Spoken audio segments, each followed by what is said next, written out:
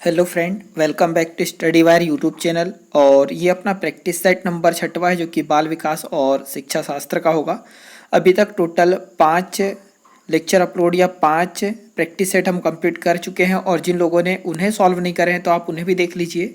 क्या होगा, हर एक प्रैक्टिस सेट में जो टोटल 30 क्वेश्चन है, तो इस 30 क्वेश्चन में से कम 25 प्लस भी आपसे बन रहे हैं। तो आप इस जो पिछले 5 लेक्चर है इसमें कम से कम आपके 125 क्वेश्चन तो जो आपसे बन रहे होंगे, और इसमें कम से कम 25 से 30 क्वेश्चन आपको नए मिलेंगे, जिसका फ़ायदा आपको पेपर में डेफिनेटली मिलेगा।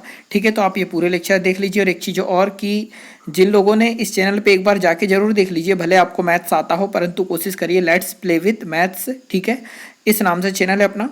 और यहाँ पर हम मैथ्स की स्पेशली कुछ टर्म एंड कंडीशन डिस्कस करते हैं, जैसे कोई भी जो भी थ्योरम हुई या फिर कोई ऐसे कॉन्सेप्ट हुए जिसका क्यों का कारण, ठीक है, या मैक्सिमम आगे चल के हम इसमें एनसीईआरटी भी कवर जरूर कराएंगे। तो आप इस चैनल पे चले जाइए, और यदि आपको अच्छा लगे तो इसे सब्सक्राइब जरूर करना।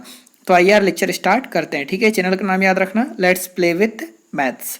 अगर पहला क्वेश्चन देखते हैं यार आज का, कि मानव विकास की वह अवस्था जिससे सुनहरी अवस्था कहा जाता है वह है। ठीक है, मतलब मानव विकास की ऐसी कौन सी अवस्था जिसे सुनहरी अवस्था कहा जाता है। तो पहला ऑप्शन हो जाएगा शैशव अवस्था, सेकंड है बाल्य अवस्था, थर्ड है किशोर अवस्था, और फोर्थ है पूर्ण अवस्था। ठीक है, तो ऑप्शन नंबर सेकंड हो जाएगा इसका राइट आंसर, बाल्य अवस्था। हम ये बोल सकते हैं कि मानव विकास की बाल्य अवस्था को सुनहरी अवस्था कहा जाता है। इस अवस्था में अधिगम क्षमता का विकास प्रारंभ होता है। बालक अपनी क्षमता के अनुसार इस अवस्था में अधिगम करता है। इसी अवस्था में संवेगात्मक विकास भी प्रारंभ होता है। संवेगात्मक विकास का संबंध मानसिक विकास से होता है। इस अवस्था में बालक किसी विषय वस्तु को सीखने में भरपूर कोशिश करता है। क्वेश्चन नंबर सेकंड हो जाएगा कि विकास की किस अवस्था में बुद्धि का अधिकतम विकास होता है। ठीक है, तो जो विकास की किस अवस्था में बुद्धि का अधिकतम विकास होता है, तो पहला ऑप्शन हो जाएगा बाल्यावस्था, सेकंड है शैशवावस्था, थर्ड है किशोर अवस्था, और फोर्थ है प्रौढ़ अवस्था। तो ऑप्शन नंबर सी हो जाएगा इसका राइट आंसर, कि सबसे अधिक बुद्धि का जो विकास है वो किशोर अवस्था में होता है। हम ये बोल सकते हैं कि इस अवस्था में बालक में संज्ञानात्मक एवं शारीरिक विकास पूर्ण हो जाता है। इससे उसकी रचनात्मकता एवं सृजनशीलता क्षमता बढ़ जाती है। किशोर अवस्था में बालक अपने लक्ष्य की ओर तीव्र गति से अग्रसर होता है, वह अधिक महत्वाकांक्षी हो जाता है। इसलिए यह माना जाता है कि किशोर अवस्था में बुद्धि का अधिकतम विकास होता है। अगला देखते हैं क्वेश्चन नंबर थर्ड, कि बाल विकास को प्रभावित करने वाले कारक कौन से हैं। ठीक है, मतलब ऐसा कौन सा कारक है जो कि बाल विकास को प्रभावित करता है। तो पहला ऑप्शन हो जाएगा बाल मनोविज्ञान, सेकंड है विकास संशोधन, थर्ड हो जाएगा निरंतरता सिद्धांत, और फोर हो जाएगा शारीरिक कारक। ठीक है, तो ऑप्शन नंबर डी हो जाएगा इसका राइट आंसर, शारीरिक कारक। हम ये बोल सकते हैं कि बाल विकास को प्रभावित करने वाला कारक है कौन सा, शारीरिक कारक। हम ऐसा भी बोल सकते हैं यार कि शारीरिक कारकों में शरीर का आकार एवं स्वरूप, स्वास्थ्य स्तर, पोषण, अवशोषण क्षमता इत्यादि को शामिल किया जाता है। शारीरिक विकास से ही संज्ञानात्मक विकास संभव है। संज्ञानात्मक विकास के लिए यह आवश्यक है कि पोषण का स्तर ऊंचा हो, साथ ही पारिवारिक परिस्थितियां भी अनुकूल हो। पारिवारिक परिस्थितियां प्रतिकूल रहने पर बालकों में संज्ञानात्मक एवं शारीरिक विकास का नकारात्मक प्रभाव पड़ता है। तो इस क्वेश्चन के अनुसार यार बाल विकास को प्रभावित करने वाला कारक है तो कौन सा, शारीरिक कारक। ऑप्शन नंबर थर्ड जाएगा राइट आंसर। अगला देखते हैं क्वेश्चन नंबर फोर्थ, कि वंशानुक्रम व्यक्ति की जन्मजात विशेषताओं का पूर्ण योग है। यह किसका कथन है। ठीक है, मतलब जो वंशानुक्रम व्यक्ति की जन्मजात विशेषताओं का पूर्ण योग है, यह किसका कथन है। तो पहला ऑप्शन हो जाएगा पी जिस्टबर्ट का, सेकंड हो जाएगा बी एन झा का, थर्ड है वुडवर्थ, और फोर्थ हो जाएगा जेम्स ट्रेवर। ठीक है, तो ऑप्शन नंबर सेकंड हो जाएगा इसका right answer, B N Jha का कथन है कि वंशानुक्रम व्यक्ति की जन्मजात विशेषताओं का पूर्ण योग है। आगे चल के अगर हम ये देखें तो हम ये बोल सकते हैं यार कि बी एन झा के अनुसार व्यक्ति का शारीरिक एवं मानसिक विकास वंशानुक्रम के अनुसार निर्धारित होता है। वंशानुक्रम माता पिता से संतान में प्राप्त होने वाले गुणों का नाम है। एक बालक की आनुवंशिकता में उन सभी शारीरिक संरचना, विशेषताओं, क्रियाओं एवं क्षमताओं का योग निहित होता है जिनको वह अपने माता पिता व अन्य पूर्वजों से प्राप्त करता है। अगला देखते हैं क्वेश्चन नंबर 5वां कि सामाजिककरण की निम्नलिखित में से कौन सी अवस्थाएं हैं। ठीक है, मतलब सामाजिककरण की निम्नलिखित में से कौन सी अवस्थाएं हैं। तो पहला ऑप्शन हो जाएगा प्रारंभिक बाल्यावस्था, सेकंड है जन्मकाल, थर्ड है किशोरावस्था और फोर्थ हो जाएगा प्रौढ़ावस्था। ठीक है, तो पांचवे का ऑप्शन नंबर फर्स्ट हो जाएगा राइट आंसर, प्रारंभिक बाल्यावस्था सामाजिककरण की अवस्थाएं है। आगे अगर हम देखें तो इसी में जाएगा कि प्रारंभिक बाल्यावस्था सामाजिककरण की विशिष्ट अवस्था होती है। इसी अवस्था में बालक विभिन्न सामाजिक गतिविधियों से संपर्क में आता है, समाज के विभिन्न पहलुओं को भली भांति समझता है। वह अपनी अधिगम क्षमता का विकास भी इसी अवस्था से प्रारंभ करता है। ठीक है, अगला क्वेश्चन देखते हैं क्वेश्चन नंबर 6वां कि मैं और मुझे का सिद्धांत किसे कहा जाता है। ठीक है, मैं और मुझे का सिद्धांत किसे कहा जाता है। तो पहला ऑप्शन हो जाएगा एरिक्सन का सिद्धांत, सेकंड है मेड का सिद्धांत, थर्ड है कूले का सिद्धांत और फोर्थ हो जाएगा दुर्खीम का सिद्धांत। ठीक है, तो छठवें का ऑप्शन नंबर सेकंड हो जाएगा राइट आंसर की मेड का सिद्धांत है मैं और मुझे का सिद्धांत। अगर हम इसे समझे तो मैं और मुझे का सिद्धांत मेड का सिद्धांत है। इस सिद्धांत के अनुसार मेड ने साबित किया कि बाल्यावस्था में कोई भी बालक मैं और मुझे से अभिप्रेरित होता है। इस अवस्था में बालक में अधिगम क्षमता का विकास प्रारंभ होने लगता है। वह सिर्फ मैं और मुझे के प्रति ही अभिप्रेरित होता है, कौन? बालक। अगला देखते हैं क्वेश्चन नंबर 7वां कि निम्न में से कौन सामाजिककरण को प्रभावित करने वाले कारक है। ठीक है, मतलब ऐसा कौन सा कारक है जो कि सामाजिककरण को प्रभावित करता है। तो पहला ऑप्शन हो जाएगा शैशवावस्था, सेकंड है उत्तर बाल्यावस्था, थर्ड है परिवार और फोर्थ है किशोर अवस्था। ठीक है, तो ऑप्शन नंबर फोर्थ हो जाएगा किशोर अवस्था, तो ऑप्शन नंबर थर्ड हो जाएगा राइट आंसर परिवार। ठीक है, हम ये बोल सकते हैं कि सामाजिककरण को प्रभावित करने वाला कारक है कौन सा, तो परिवार। हम ये बोल सकते हैं कि परिवार सामाजिककरण को प्रभावित करने वाला प्रमुख कारक माना जाता है। पारिवारिक परिवेश में सामाजिककरण का विकास होता है। परिवारों के प्रभाव में समाज का विकास संभव नहीं है। ठीक है, मनुष्य एक सामाजिक प्राणी है जहां वह अधिगम करता है। बालक की प्रथम पाठशाला परिवार होता है, तत्पश्चात वह समाज का हिस्सा बनता है। एक चीज और यार, ये डेली लेक्चर सुबह 7 बजे अपलोड होता है। ठीक है, तो कोशिश करिए कि आप सुबह 7 बजे ही देख लीजिए, तो इससे क्या होगा कि आपकी एक अच्छी खासी कंटिन्यूटी बनी रहेगी। ठीक है, अगला क्वेश्चन देखते हैं क्वेश्चन नंबर 8वां की बुद्धि वह शक्ति है जो हमें समस्याओं का समाधान करने और उद्देश्यों को प्राप्त करने की क्षमता देती है। ठीक है, मतलब बुद्धि वह शक्ति है जो हमें समस्याओं का समाधान करने और उद्देश्यों को प्राप्त करने की क्षमता देती है।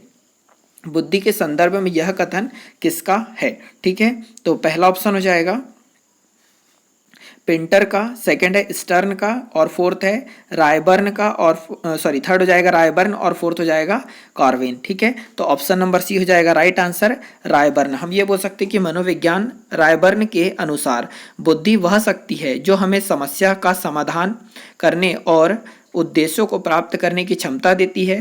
बुद्धि से मानव में रचनात्मक एवं सृजनशीलता क्षमता का विकास होता है। समस्याओं के समाधान में विवेक का होना अनिवार्य माना जाता है और विवेक का सृजन बुद्धि द्वारा ही संभव है।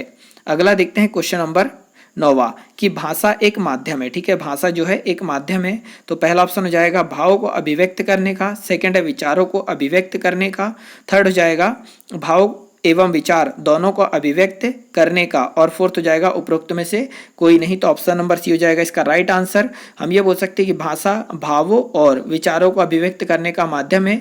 भाषा के जरिए भावों का एवं विचारों का साझा किया जाता है। भाषा संचार का एक माध्यम है जिसके जरिए संवाद किया जाता है। भाव एवं विचार दोनों ही संवाद के प्रतिरूप माने जाते हैं और संवाद शैली में भाषा का विशेष महत्व माना जाता है। अगला देखते हैं क्वेश्चन नंबर 10वां कि सृजनात्मकता क्या है। ठीक है, सृजनात्मकता क्या है, तो पहला ऑप्शन हो जाएगा समस्याओं के मौलिक और अपसारी समाधानों की अथवा तैयारी करने की योग्यता, सेकंड हो जाएगा बुद्धि का संयोजन, थर्ड हो जाएगा बुद्धि लब्धि से परिभाषित करना, और फोर्थ हो जाएगा उपरोक्त सभी। ठीक है, तो ऑप्शन नंबर फर्स्ट हो जाएगा राइट आंसर की जो सृजनात्मकता है वो समस्याओं के मौलिक और अपसारी समाधानों की अवस्था तैयार करने की योग्यता। अगला देखते हैं क्वेश्चन नंबर 11वां कि बुद्धि लिंग पर निर्भर करती है, इस कथन से आप है। ठीक है, तो पूर्णतः असहमत, सेकंड ऑप्शन हो जाएगा पूर्णतः असहमत, थर्ड हो जाएगा आंशिक रूप से सहमत, और फोर्थ हो जाएगा कुछ निश्चित। ठीक है, तो ऑप्शन नंबर सेकंड हो जाएगा इसका राइट आंसर की बुद्धि। हम ये बोल सकते हैं कि बुद्धि लिंग पर निर्भर करती है, इस कथन से हम पूर्णतः असहमति प्रकट करते हैं। ठीक है, बालक या बालिका का शारीरिक एवं मानसिक विकास सामाजिक एवं पारिवारिक पृष्ठभूमि द्वारा निर्धारित होता है। प्रतिकूल वातावरण में विकास पर नकारात्मक प्रभाव पड़ता है तथा अनुकूल वातावरण में विकास पर सकारात्मक प्रभाव दृष्टिगोचर होता है। लिंग के अनुसार बुद्धि का निर्धारण नहीं होता बल्कि परिस्थिति के अनुसार होता है। अगला देखते हैं क्वेश्चन नंबर 12वां कि एक बालक की शिक्षा का अर्थ है एक बालक की शिक्षा का अर्थ है एक पुरुष की शिक्षा, जबकि एक बालिका की शिक्षा का अर्थ है एक परिवार की शिक्षा। ठीक है, महिला शिक्षा के संदर्भ में यह कथन किसने कहा? ठीक है, तो पहला ऑप्शन हो जाएगा जवाहरलाल नेहरू, सेकंड हो जाएगा महात्मा गांधी, थर्ड हो जाएगा सरदार वल्लभ भाई पटेल, और फोर्थ है विजय लक्ष्मी पंडित। तो ऑप्शन नंबर सेकंड हो जाएगा महात्मा गांधी। तो ये महात्मा गांधी का मानना था कि एक बालक की शिक्षा का अर्थ है एक पुरुष की शिक्षा, जबकि एक बालिका की शिक्षा का अर्थ है एक परिवार की शिक्षा। महात्मा गांधी महिला की शिक्षा के प्रबल समर्थक थे। महिला शिक्षा के परिवार में शिक्षा का विस्तार तेजी से होता है। यह सभी को शिक्षित करने का प्रयास करती है। एक शिक्षित महिला ही शिक्षित परिवार को सृजित कर सकती है। अगला क्वेश्चन देखते हैं क्वेश्चन नंबर 11वां कि निम्नलिखित में से कौन सा मूल्यांकन अध्याय के बीच बीच में होता है? ठीक है, तो पहला ऑप्शन हो जाएगा योगात्मक मूल्यांकन, सेकंड हो जाएगा निदानात्मक मूल्यांकन, थर्ड है रूपनात्मक मूल्यांकन, और फोर्थ हो जाएगा वैधतापूर्ण मूल्यांकन। ठीक है, तो ऑप्शन नंबर फर्स्ट हो जाएगा इसका राइट आंसर योगात्मक मूल्यांकन की निम्न में से कौन सा मूल्यांकन अध्याय के बीच बीच में होता है? तो योगात्मक मूल्यांकन। अगला देखते हैं क्वेश्चन नंबर 14वां कि जब परीक्षार्थियों की संख्या अधिक हो तो उनके मूल्यांकन के लिए किस प्रकार के प्रश्न का प्रयोग किया जाता है? तो पहला ऑप्शन हो जाएगा वस्तुनिष्ठ प्रश्न, सेकंड हो जाएगा लघु उत्तरी प्रश्न, थर्ड हो जाएगा निबंधात्मक प्रश्न, और फोर्थ हो जाएगा चित्रात्मक प्रश्न। ठीक है, तो ऑप्शन नंबर फर्स्ट हो जाएगा इसका राइट आंसर कि जब विद्यार्थियों की संख्या सर्वाधिक हो तो अंक मूल्यांकन के लिए वस्तुनिष्ठ प्रकार के प्रश्न में परीक्षार्थियों को 4 या 5 विकल्प दिए जाते हैं। इनमें से एक सही विकल्प का चयन करना होता है। यह तरीका काफ़ी आसान एवं परीक्षार्थियों के लिए सुगम माना जाता है। अगला देखते हैं क्वेश्चन नंबर 15वां कि मूल्यांकन का मुख्य उद्देश्य होना चाहिए। ठीक है, तो पहला ऑप्शन हो जाएगा शिक्षार्थियों की उपलब्धि को मापना, सेकंड है यह निर्णय लेने कि क्या पढ़ाना है, और थर्ड हो जाएगा सीखने में होने वाली कमियों का निदान, और फोर्थ है सिखाने में होने वाली कमियों का निदान, और फोर्थ हो जाएगा शिक्षार्थियों की त्रुटियां निकालना। ठीक है, तो ऑप्शन नंबर सी हो जाएगा इसका राइट आंसर कि हम ये बोल सकते हैं कि मूल्यांकन का मूल उद्देश्य सिखाने में होने वाली कमियों का निदान करना होना चाहिए। इसके माध्यम से शिक्षार्थियों की उपलब्धियों को नहीं मापना चाहिए और ना ही शिक्षार्थियों की त्रुटियां निकालनी चाहिए। मूल्यांकन का मूल स्वरूप सार्थक एवं सकारात्मक से परिपूर्ण होना चाहिए। अगला देखते हैं क्वेश्चन नंबर 16वां कि निम्न में से कौन समावेशी शिक्षा की प्रक्रिया है? ठीक है, निम्न में से कौन समावेशी शिक्षा की प्रक्रिया है? तो पहला हो जाएगा सामाजिक प्रक्रिया, सेकंड हो जाएगा संस्था रहित शिक्षा, थर्ड हो जाएगा समानता प्रक्रिया, और फोर्थ हो जाएगा कक्षा शिक्षा। ठीक है, तो ऑप्शन नंबर सेकंड हो जाएगा इसका राइट आंसर संस्था रहित शिक्षा। ठीक है, मतलब निम्न में से कौन सी समावेशी शिक्षा की प्रक्रिया है? तो संस्था रहित शिक्षा। हम ये बोल सकते हैं कि संस्था रहित शिक्षा समावेशी शिक्षा की प्रक्रिया है। समावेशी शिक्षा वह प्रक्रिया है जिसके अंतर्गत समाज के सभी वर्गों को एक समान शिक्षा प्रदान की जाती है। इसमें किसी भी स्तर का भेदभाव नहीं किया जाता। संस्था रहित शिक्षा को इसलिए समावेशी शिक्षा की प्रक्रिया माना जाता है क्योंकि समाज का कोई भी वर्ग या समूह स्वतंत्र रूप से कहीं पर भी एक समान शिक्षा प्राप्त कर सकता है। ठीक है, अगला देखते हैं क्वेश्चन नंबर 17वां कि भाषा एवं संप्रेषण अधिगम आसक्तता को निम्न में से क्या कहा जाता है। ठीक है, मतलब भाषा एवं संप्रेषण अधिगम आसक्तता को निम्न में से क्या कहा गया है। तो पहला ऑप्शन हो जाएगा डिसग्राफिया, सेकंड हो जाएगा अलेक्सिया, थर्ड हो जाएगा अफेंजिया और फोर्थ हो जाएगा डिसथीमिया। ठीक है, तो ऑप्शन नंबर सी हो जाएगा इसका राइट आंसर अफेंजा। हम ये बोल सकते हैं कि भाषा एवं संप्रेषण अधिगम आसक्तता अफेंजा कहलाती है। इसमें बालक भाषा एवं संप्रेषण संबंधित समस्याओं से ग्रसित रहता है। वह भाषा को सही ढंग से समझ नहीं पाता और ना ही भाषा का सही उच्चारण ही कर पाता है। ऐसे बालक में संप्रेषण संबंधित विकास भी उत्पन्न हो जाते हैं। संप्रेषण की समस्या इसलिए उत्पन्न हो जाती है क्योंकि भाषा संबंधित समस्या बालक में विद्यमान रहती है। अगला देखते हैं क्वेश्चन नंबर 18वां कि निम्नलिखित में से कौन शारीरिक रूप से, ठीक है, निम्नलिखित में से कौन शारीरिक रूप से विकलांग बालकों की श्रेणी में नहीं आता। तो पहला ऑप्शन हो जाएगा दृष्टि दोषयुक्त छात्र, सेकंड है श्रवण दोषयुक्त छात्र, थर्ड हो जाएगा मानसिक दोषयुक्त छात्र और फोर्थ हो जाएगा प्राणी वाणी दोषयुक्त छात्र। ठीक है, तो ऑप्शन नंबर सी हो जाएगा राइट आंसर कि मानसिक दोषयुक्त छात्र जो कि विकलांग बालकों की श्रेणी में नहीं आता है। अगला देखते हैं क्वेश्चन नंबर 19 की हेलिंगवर्थ ने प्रतिभाशाली बालकों के पाठ्यक्रम में समृद्धि के लिए क्या कार्यक्रम बताए हैं। ठीक है, जो हेलिंगवर्थ थे इन्होंने प्रतिभाशाली बालकों के पाठ्यक्रम में समृद्धि के लिए क्या कार्यक्रम बताए हैं। तो पहला ऑप्शन हो जाएगा आधुनिक भाषाओं का अध्ययन, सेकंड है जीवन गाथाओं का अध्ययन, थर्ड है विशेष योग्यताओं में प्रशिक्षण और फोर्थ हो जाएगा उपरोक्त सभी। तो ऑप्शन नंबर डी हो जाएगा राइट आंसर कि हेलिंगवर्थ ने प्रतिभाशाली बालकों में पाठ्यक्रम में समृद्धि के लिए आधुनिक भाषा का अध्ययन, जीवन गाथाओं का अध्ययन, विशेष योग्यताओं के शिक्षण संबंधित विषय वस्तु को कार्यक्रम में शामिल करने को संतुष्टि की है। अगला देखते हैं क्वेश्चन नंबर 20 कि सृजनात्मक बालक, ठीक है, सृजनात्मक बालक के शिक्षण के लिए किन तरीकों को अपनाया जाता है। तो पहला ऑप्शन हो जाएगा चित्र पूर्ति परीक्षण, सेकंड हो जाएगा वृत्त परीक्षण, थर्ड हो जाएगा टीन के डिब्बे का परीक्षण और फोर्थ है उपरोक्त सभी। तो ऑप्शन नंबर डी हो जाएगा इसका राइट आंसर। ठीक है, कि सृजनात्मक बालक के परीक्षण के लिए चित्रपूर्ति परीक्षण, वृत्त परीक्षण और टीन के डिब्बे का परीक्षण के तरीके को विशेष रूप से अपनाया जाता है। इन उपकरणों के माध्यम से बालक अधिगम करता है एवं अपनी क्षमता के अनुरूप इनका अध्ययन करता है तथा इन्हें भली भांति समझने की कोशिश करता है। वह इन वस्तुओं में परिवर्तन करने की कोशिश करता है।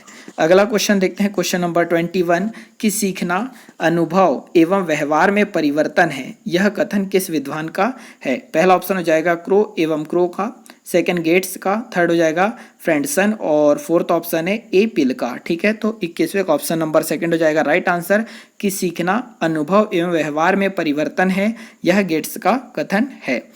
अगला हो जाएगा क्वेश्चन नंबर 22 कि सीखने की किस विधि का प्रतिपादन बेंडूरा द्वारा किया गया था। ठीक है, सीखने की किस विधि का प्रतिपादन बेंडूरा द्वारा किया गया था। तो पहला ऑप्शन हो जाएगा प्रेक्षण द्वारा सीखना, सेकंड है विवेचन विधि द्वारा सीखना, थर्ड है निरीक्षण विधि द्वारा सीखना और फोर्थ हो जाएगा प्रयोग विधि द्वारा सीखना। ठीक है, तो ऑप्शन नंबर फर्स्ट हो जाएगा राइट आंसर प्रेक्षण द्वारा सीखना और ये कौन ने दिया था, तो बेंडूरा ने।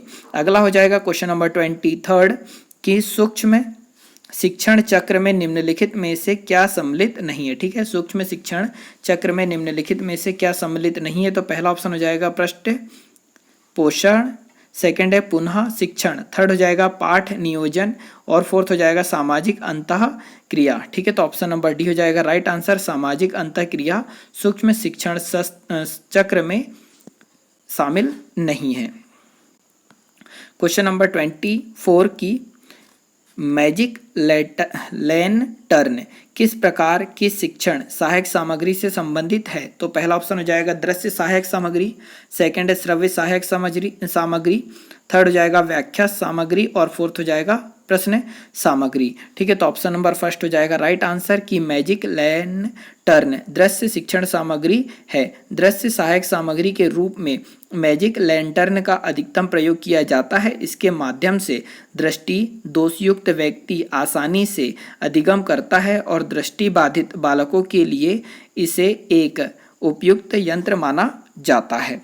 अगला देखते हैं क्वेश्चन नंबर 25 की रुचि आदत एवं सामुदायिक किस प्रकार के प्रेरक के उदाहरण है। ठीक है, जो रुचि आदत एवं सामुदायिक किस प्रकार के प्रेरक के उदाहरण है? तो पहला हो जाएगा जन्मजात प्रेरक, सेकंड है मनोवैज्ञानिक प्रेरक और थर्ड हो जाएगा अर्जित प्रेरक और फोर्थ हो जाएगा स्वाभाविक प्रेरक। ठीक है, तो ऑप्शन नंबर सी हो जाएगा राइट आंसर की जो रुचि आदत और सामुदायिक किस प्रकार के प्रेरक के उदाहरण है? तो अर्जित प्रेरक के। ठीक है, अगला देखते हैं क्वेश्चन नंबर 26 कि निम्न में से कौन से संवेग के प्रकार है। ठीक है, निम्न में से कौन से संवेग के प्रकार है? तो पहला हो जाएगा भय, दूसरा करुणा, तीसरा भूख और फोर्थ है उपरोक्त सभी। ठीक है, तो ऑप्शन नंबर डी हो जाएगा राइट आंसर कि भय, करुणा, भूख संवेग के प्रकार है। अपनी भावनाओं संवेग को समझना अथवा उनका उचित तरह से प्रबंध करना ही भावनात्मक समझ है। अगला क्वेश्चन नंबर 28 की स्किनर की प्रक्रिया अनुबंध सिद्धांत को अन्य किस नाम से जाना जाता है? ठीक है, स्किनर की सक्रिया अनुबंध सिद्धांत को किस अन्य नाम से जाना जाता है? तो पहला ऑप्शन हो जाएगा साधनात्मक अनुबंधन, सेकंड हो जाएगा संयोजन अनुबंधन और थर्ड हो जाएगा संक्रिया अनुबंध और फोर्थ हो जाएगा अभिप्रेरणा अनुबंध। ठीक है, तो 28 का ऑप्शन नंबर फर्स्ट हो जाएगा राइट आंसर कि स्किनर की सक्रिया अनुबंध सिद्धांत को अन्य किस नाम से जाना जाता है? तो साधनात्मक अनुबंध के नाम से जाना जाता है। अगला हो जाएगा क्वेश्चन नंबर 29 की मैकडोनाल्ड के अनुसार विवरण अधिगम प्रक्रिया के कितने भाग है? ठीक है, पहला ऑप्शन 2, सेकंड है 4, थर्ड है 3 और फोर्थ ऑप्शन है 5। ठीक है, तो ऑप्शन नंबर सेकंड हो जाएगा राइट आंसर की मैकडोनाल्ड के अनुसार शिक्षण अधिगम प्रक्रिया के मुख्यतः 4 भाग है। ये भाग होते हैं पाठ्यक्रम, अनुदेशन, शिक्षण और अधिगम। ठीक है, अध्यापक पाठ्यक्रम के अनुसार अनुदेश तैयार करता है और शिक्षण प्रक्रिया का आयोजन करता है। शिक्षण की सभी क्रियाओं के समन्वयन के परिणाम स्वरूप ही अधिगम होता है। अगला क्वेश्चन हो जाएगा कि संज्ञानात्मक विकास के निर्धारक तत्व निम्न में से कौन है? ठीक है, तो पहला ऑप्शन हो जाएगा जिज्ञासा, सेकंड है आत्मगौरव, थर्ड है सामाजिक बंधन और फोर्थ है शिक्षा उत्थान। ठीक है, तो ऑप्शन नंबर सी हो जाएगा राइट आंसर कि सामाजिक बंधन। तो संज्ञानात्मक विकास के निर्धारक तत्व निम्न में से कौन से हैं? तो सामाजिक बंधन। ठीक है, तो यार आज के लेक्चर में इतना ही। अगले लेक्चर में फिर मुलाकात होगी। जब तक के लिए जय हिंद, जय भारत।